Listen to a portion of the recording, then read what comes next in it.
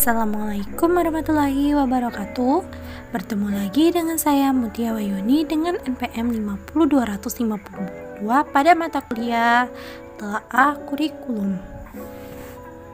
Pada hari ini kita akan membahas tentang perkembangan kurikulum 2013, kurikulum darurat, dan kurikulum paradigma baru. Pertama, dasar pertimbangan kurikulum.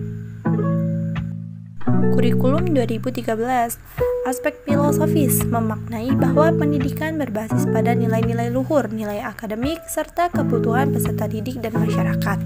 Aspek konseptual berarti kurikulum memiliki relevansi, modelnya berbasis kompetensi, tidak hanya merupakan sekadar dokumen, dan proses pembelajarannya mencakup aktivitas belajar serta output dan outcome belajar, serta kesesuaian teknik penilaian dengan kompetensi penjenjangan penilaian. Aspek yuridis terkait dengan RPJMN 2010-2014 sektor pendidikan dan Inpres nomor 1 tahun 2010. Kurikulum darurat. Pada masa pandemi COVID-19, pembelajaran terbagi menjadi dua. Pertama, pembelajaran jarak jauh atau PPJ zona merah, dan pembelajaran tatap muka PTM zona hijau dan kuning.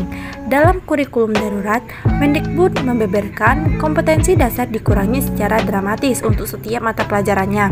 Jadi, Kemendikbud melihat seluruh kompetensi dasar per pelajaran dan memilih kompetensi dasar yang terpenting yang menjadi esensial dan akan menjadi pondasi bagi pembelajaran dan level kompetensi berikutnya dan menjadi prasyarat untuk maju ke level selanjutnya. Terutama pertama, modul SD dan TK. 2. Asesmen diagnostik. Pelaksanaan kurikulum darurat ini berlaku sampai akhir tahun ajaran.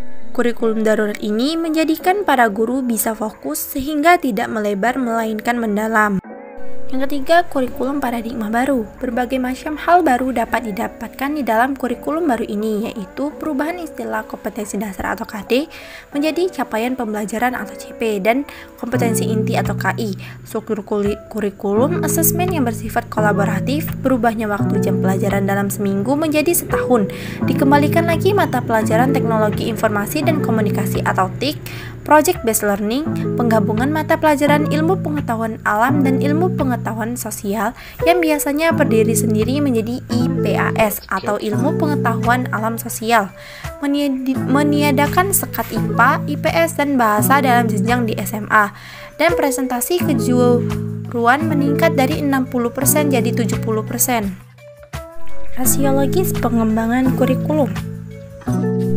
Kurikulum 2013, tantangan internal terkait dengan kondisi pendidikan dan faktor perkembangan penduduk.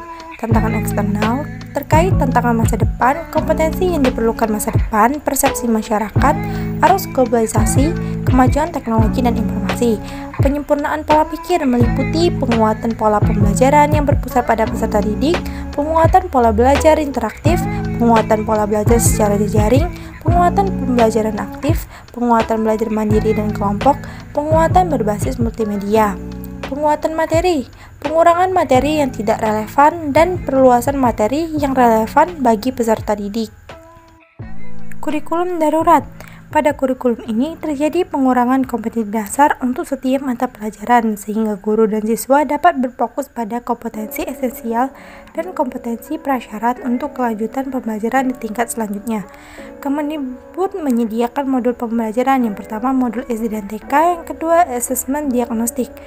Asesmen diagnostik yang pertama, asesmen non-kognitif ditujukan untuk mengukur aspek psikologis dan kondisi emosional siswa, seperti kesejahteraan psikologi dan sosial emosi siswa, kesenangan siswa selama belajar dari rumah, serta kondisi keluarga siswa.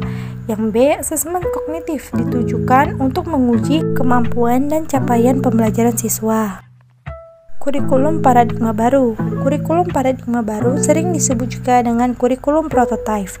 Pembelajaran pada kurikulum ini tidak hanya bertumpu pada target materi, namun pembelajaran berbasis proyek atau project based learning dengan menitik beratkan pada materi yang lebih esensial. Baiklah, itulah penjelasan materi pada pertemuan kali ini. Apabila ada kesalahan, saya mohon maaf. Saya akhiri. Wassalamualaikum warahmatullahi wabarakatuh.